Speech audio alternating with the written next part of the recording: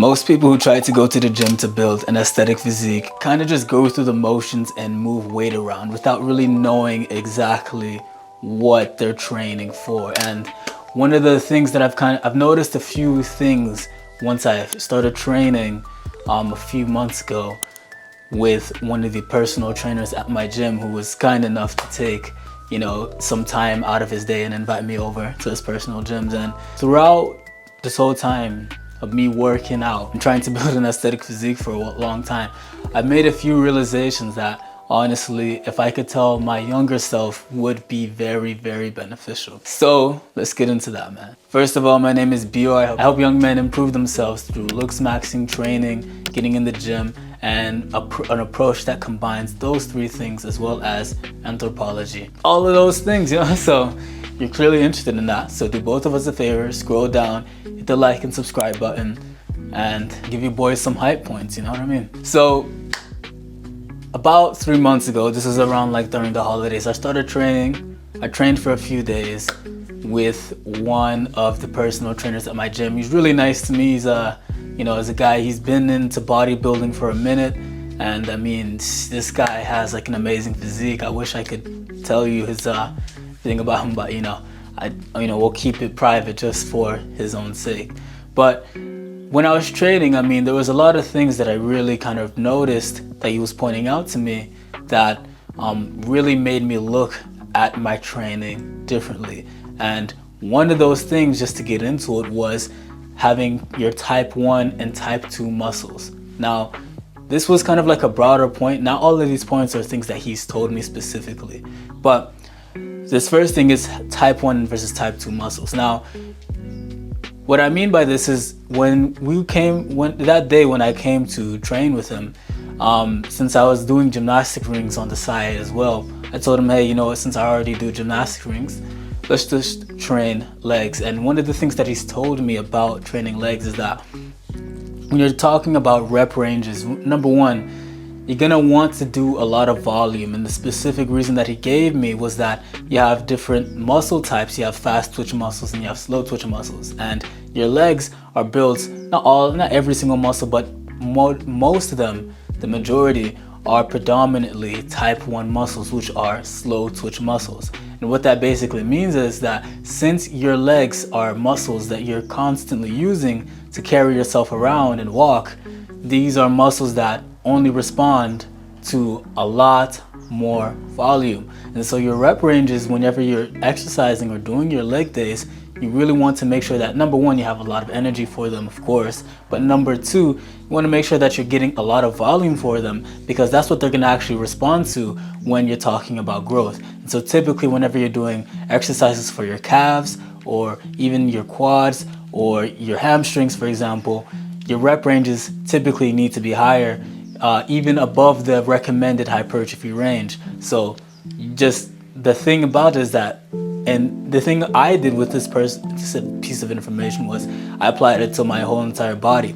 So now I'll look at a specific muscle type, the specific muscle that I'm exercising in a specific exercise, and I won't always remember, but I'll ask Google, hey, is this muscle that I'm exercising, if I'm going to do a lat pull down, is this muscle that I'm exercising, is it a slow twitch majority muscle?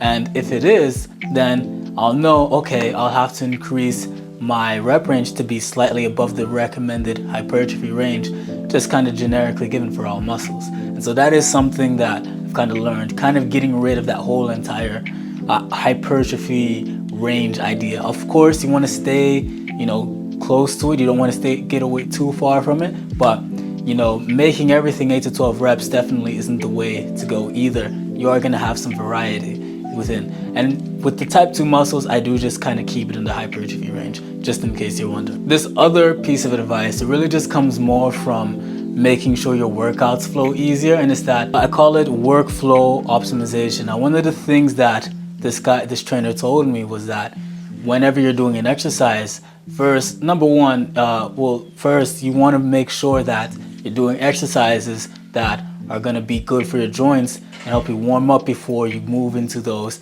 heavy compound movements. And the reason why is because if you just kind of jump in to those kind of compound movements, those heavy compound movements, I mean, it's kind of like, you know, it can be hard on your joints, and it's really just not an effective way to go about your exercises. And the thing is, when you structure your workouts in a way to where you have first exercises that are kind of good for your joints, good for mobility and the movement, and then you move into the compounds that allows you to be able to build up to that stage, and then you can also taper off with some good isolation workouts that will really focus on specific muscles that you want. And I kind of found that when I structured my workouts in this way, things just feel a lot better. My training feels a lot better.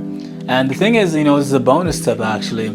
I did find out recently that compound movements are better for gaining lean mass. So that is a piece of advice. I didn't learn it from this trainer, but it was something that I found out when I was trying to learn about my muscle gain proportions, my weight gain proportions of muscle and fat. So yeah, I mean, hope you like that piece of advice. And honestly, aside from that, the most important thing that you should probably remember when trying to build a body, an aesthetic physique, is that no weight, no gain. You know what I mean? And what I mean by that is, you know, your muscle size and how, you know, this might seem kind of like common sense, right? Your muscle size and your body size, your physique size, all that stuff is completely contingent on how well you're able to have a calorie surplus and how much you're able to bias that weight gain that you gain to be muscle. And you're only going to be able to do this on a calorie surplus. Now, this doesn't mean that you have to, you know,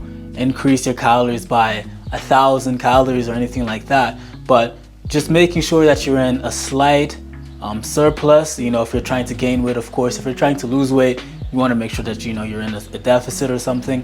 But, you know, you want to make sure that you're gaining weight, but more importantly, you want to make sure that you're kind of eating the right types of food and living the right type of lifestyle, having the right type of routine, to where more of that weight that you're gaining is muscle than not. And obviously you want to make sure that it's in the right areas. But the most important factor that you must remember is that you're not going to really see any gains unless you're making actual weight gains. You know, that's where gains come from. You can't, you know, make gains on a surplus really. Like, some people can argue that you can, but realistically, you're not going to make your best gains on a deficit. You're going to make your best gains while you're on a surplus. So that's probably the last thing I'd really tell my younger self. But yeah, honestly, I'd say those are probably the most important things when it comes to just muscle maxing. And if you found any of this information useful, scroll down. I have an email newsletter where I send out weekly advice on how to improve your physique and looks maxing, and all of this from a sort of anthropological point of view. And if you want to get even more detailed help, join my school community. It will be the first link in the description. With that being said, here's the ad video, and peace. If you've been watching my videos and you actually want to apply the things that I've talked about, join my Ascendancy School. I now recently just got signed to a modeling agency and previously had multiple others interested in me. And a big reason why is because I had a good physique. I had an aesthetic physique, more importantly. Now, obviously that isn't the only thing, you know, things like look and things of that nature are important as well. Building an aesthetic physique nonetheless does get you more on point. And that's what I'm going to help you guys do in there. And there you'll get all of my frameworks when it comes to things like me explaining the diet and the workout training routine that I took to get me where I am today over the past 3 years of me lifting. If that sounds interesting to you, the first link in the description will be there. That being said, peace, bro.